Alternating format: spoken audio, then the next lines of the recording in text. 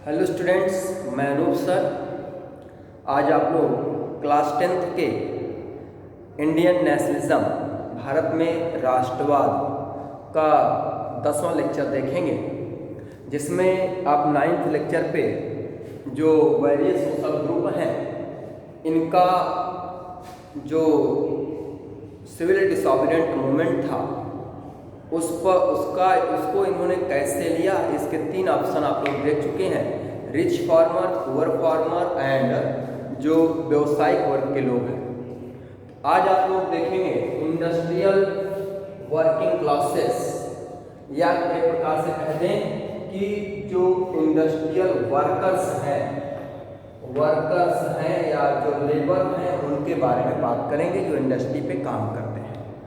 तो industrial workers classes की बात करें तो यह क्लासेस सिविल डिसोबीडिएंट मूवमेंट से अपने आप को अलग रखा था, या कहें कि डिड नॉट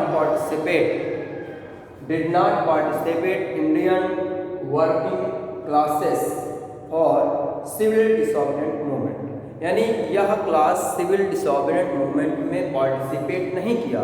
उसका कारण था कि जो इंडियन नेशनल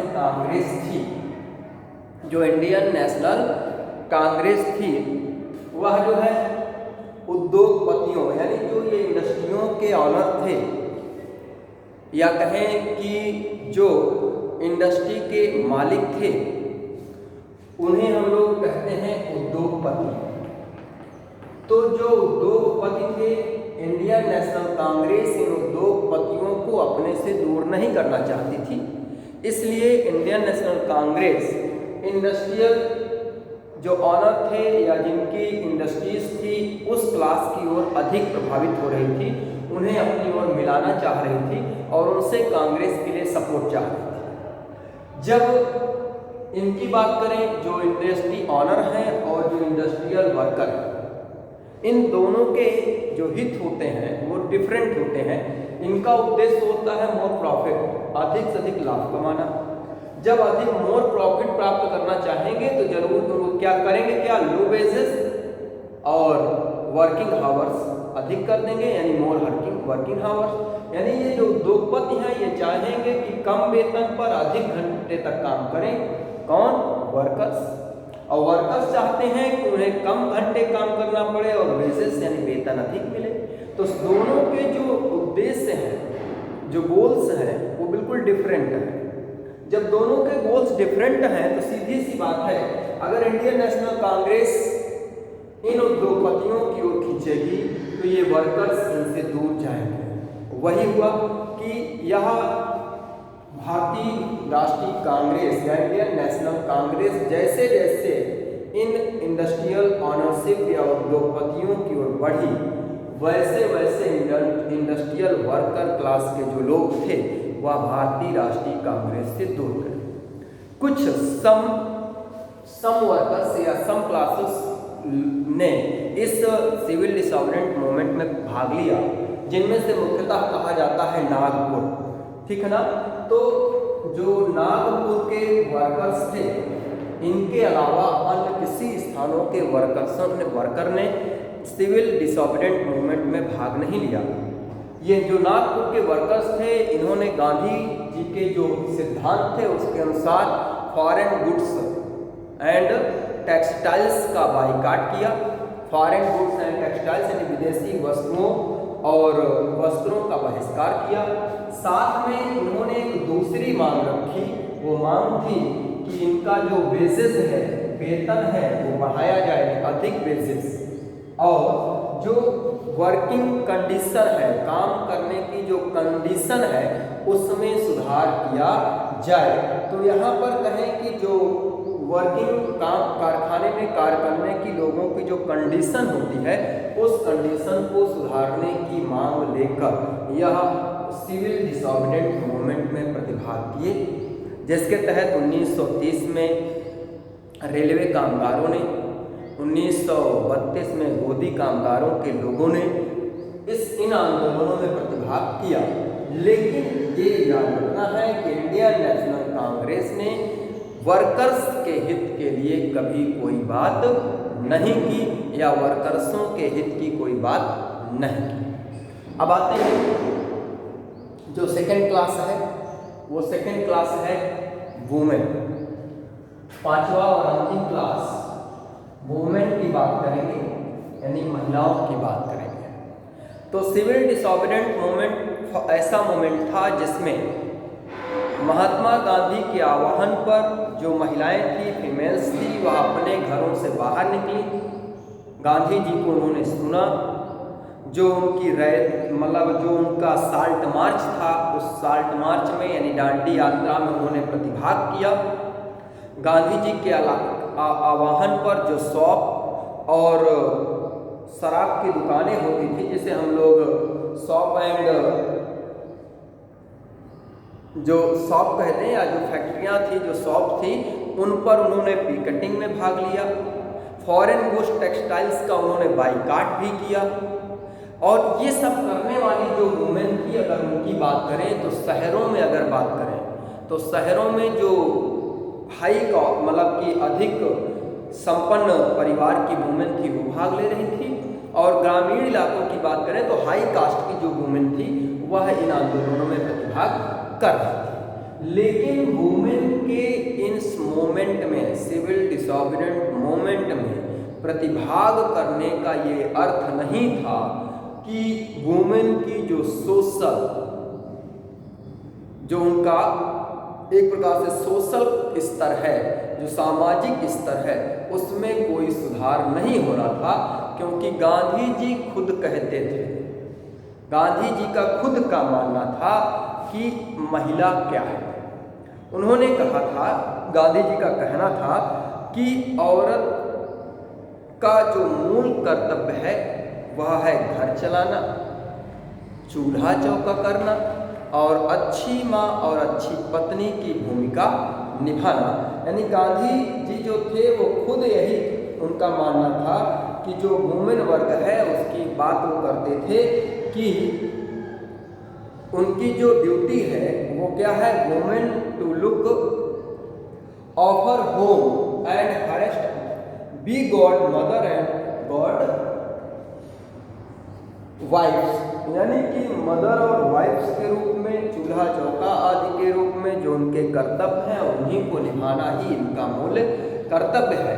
तो कुल मिला के उनके प्रतिभाग के बाद भी इस वुमेन कैटेगरी, इस वुमेन की सोशल जो राइट्स हैं या सोशल स्टेटस था उसमें कोई चेंजिंग नहीं हुई।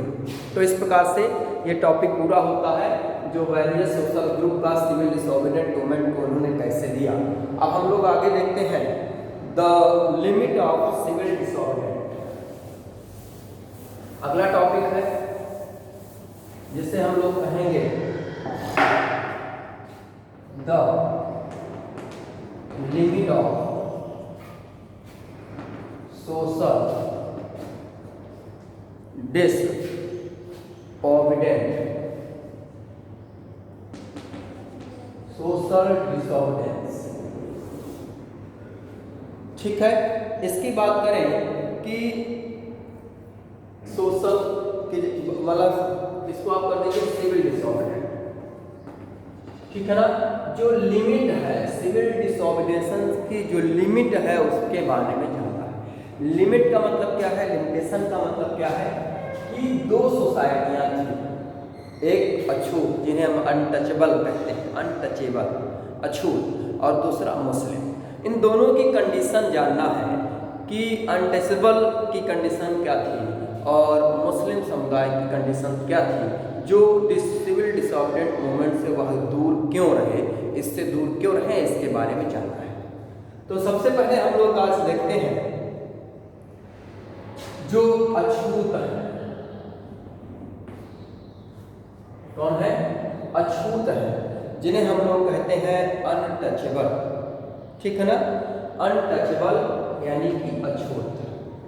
तो अछूतों की बात करें तो भारतीय राष्ट्रीय कांग्रेस ने कभी भी अछूतों के हितों की बात नहीं की थी। अछूतों की बात करें तो 1930 तक आते आते अछूत अपने आप को पीड़ित महसूस करने लगे थे और कहने लगे थे कि हम उत्पीड़न, हमारा उत्पीड़न किया जाता है या हमारा शोषण किया जाता है।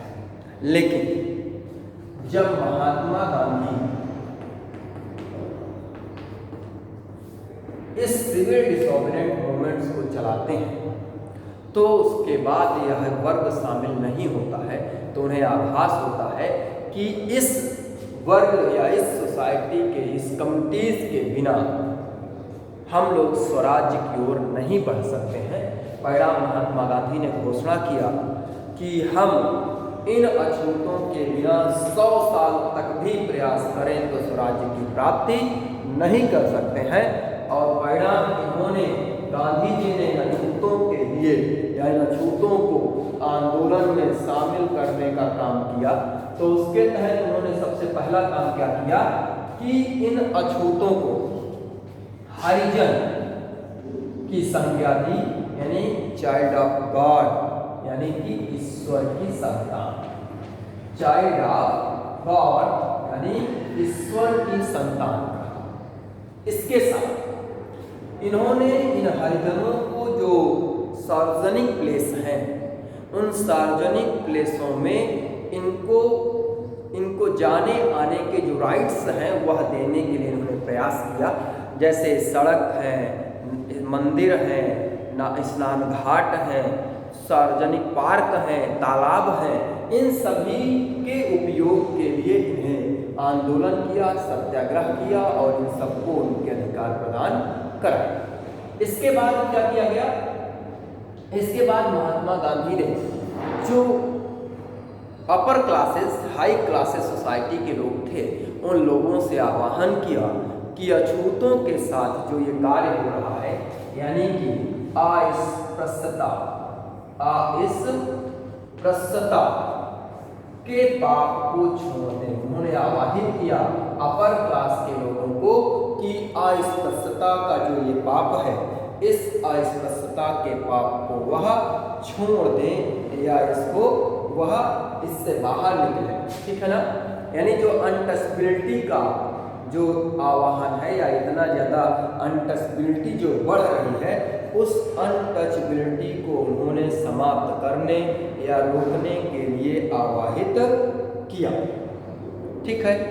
अब इसके बाद इसी बीच में एक नया पैटर्न उठता है। गांधी जी इन अछूतों के लिए कार्य कर रहे हैं, हरिजन बताया, सार्वजनिक प्लेसों पर जाने के राइट्स दिला दिए और सवर्ण जाति के लोगों को आह्वाहित किया कि वह अस्पृश्यता के पाप को छोड़कर बाहर आए और सबको एकजुट होकर भारत की स्वतंत्रता के लिए आंदोलन संचालित करें। इसी बीच में इन अछूतों के उत्थान के लिए कुछ लीडर्स, कुछ नेता, कुछ संगठन तैयार होने शुरू हो गए और उन संगठनों द्वारा इन अछूतों के लिए 2 प्रकार की मांगें की गई। पहली मांग क्या थी? जो पहली मांग थी वह था शिक्षा के क्षेत्र में जो शिक्षा संस्थान थे, उन शिक्षा संस्थानों में इन्हें परमिशन देना और इनके लिए सीटें आरक्षित करना, यानी सेपरेट सीट की व्यवस्था करना कि ये सीटें इस वर्ग की हैं। दूसरा, उन्हें पॉलिटिकल राइट्स देते हुए कुछ पॉलिटिकल राइट्स उनके निर्धारित किए जाएं और पॉलिटिकल राइट्स देते हुए उनको जो इलेक्शन है, जो चुनाव है, उसमें आरक्षित सीटों की व्यवस्था की जाए। समझ आ गया? यानी जो इलेक्शन है, उन इलेक्शन में कुछ सेपरेट सीटें इनके लिए दी जाएं और इन दोनों मांगों को लेकर ही आपको पीछे बताया गया था कि एक द्वितीय गोलमेज सम्मेलन हुआ था, यानी सेकेंड राउंड टेबल कॉन्फ्रेंस।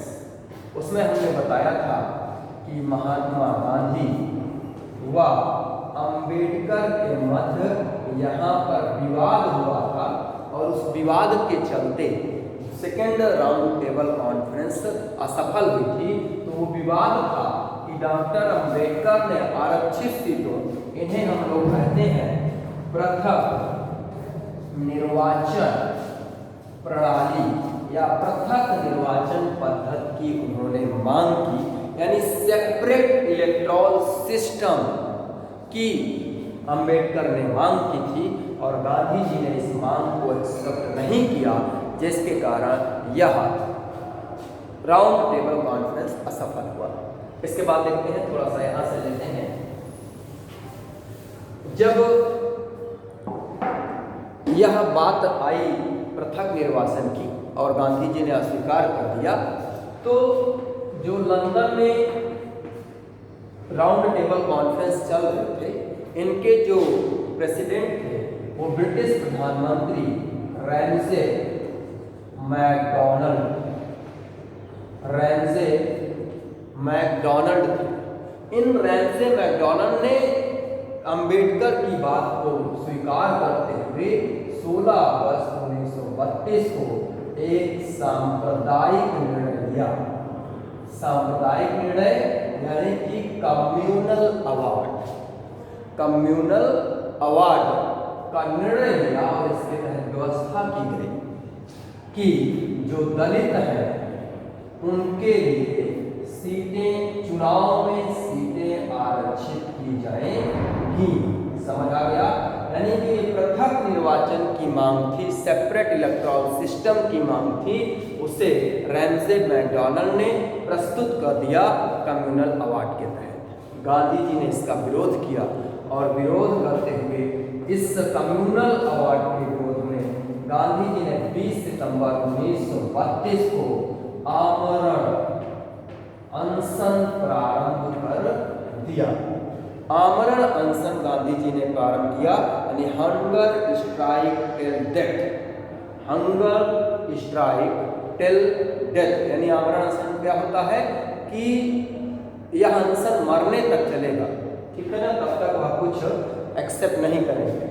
तो इसके बाद सभी नेता अंबेडकर को मनाने में लग गए कि किसी प्रकार अंबेडकर मान जाए, और गांधी जी को इस अनशन से बाहर किया। सभी के प्रयासों के परिणाम स्वरूप 26 सितंबर 1932 को गांधी व अंबेडकर के मध्य एक समझौता हुआ। कहां पर हुआ? समझौता हुआ पूना में, इसलिए उसे पूना पैक्ट या पूना समझौता के नाम से पूछा जाना जाता है। बहुत इंपॉर्टेंट है। पूना पैक्ट कब हुआ? 26 सितंबर 1932 को। किसके बीच हुआ? गांधी और अंबेडकर के बीच हुआ। इसमें हुआ क्या? गांधी जी ने अंबेडकर को कम्युनल अवार्ड से अधिक प्रॉफिट देने की बात की। क्यों? गांधी जी नहीं चाहते थे कि अभी तक अंग्रेज भारत में हिंदू मुसलमानों को अलग करके लड़ा रहे हैं, अब हिंदू को हिंदू से अलग कर रहे हैं, यानी सवर्ण और दलित में डिवाइड कर रहे हैं। तो गांधी जी नहीं चाहते थे कि हिंदू, सवर्ण और दलित में डिवाइड हो, आपस में लड़ें, इसलिए गांधी जी ने इससे अधिक ऑफर देने की बात की। क्या बात कही? प्रावधान हुआ कि जो प्रांतीय विधान परिषद के चुनाव होने थे, उस प्रांतीय विधान परिषद के चुनाव में कम्युनल अवार्ड के तहत 76 सीटों का प्रावधान था कि 76 सीटें दलितों को दी जाएगी। गांधी जी ने यहाँ 142 सीटों की व्यवस्था की। ये 142 सीटों से वह चुनाव लड़ाएंगे। किसे? दलितों को, कांग्रेस से। इसके साथ ही उन्होंने कहा कि जो केंद्रीय विधान परिषद होगी, केंद्रीय विधान परिषद के चुनाव में भी महात्मा गांधी या कांग्रेस 18% सीटों से दलितों को चुनाव लड़ाएगी। और इस प्रकार से महात्मा गांधी ने अपने प्रयासों से इस कम्युनल अवार्ड को समाप्त किया या इसे फ्लॉप करने का कार्य किया। लेकिन कुल मिलाकर महात्मा गांधी या कांग्रेस ने दलितों के लिए इतना कुछ किया, लेकिन अभी भी दलित भारतीय राष्ट्रीय कांग्रेस को शंका की दृष्टि से देखते थे। वह अभी भी कांग्रेस को अपने या कांग्रेस को ऐसा नहीं मानते थे कि वह उनके हितों के लिए कार्य करेगी। ठीक है, तो कुल मिला के यहाँ तक हुआ। अब सेकेंड स्टेप है, और इसीलिए सेकेंड स्टेप है जो आपका मुस्लिम समुदाय सिविल डिसऑब्जेक्ट मूवमेंट में क्यों नहीं शामिल हुआ, इसको नेक्स्ट वीडियो पर देखेंगे।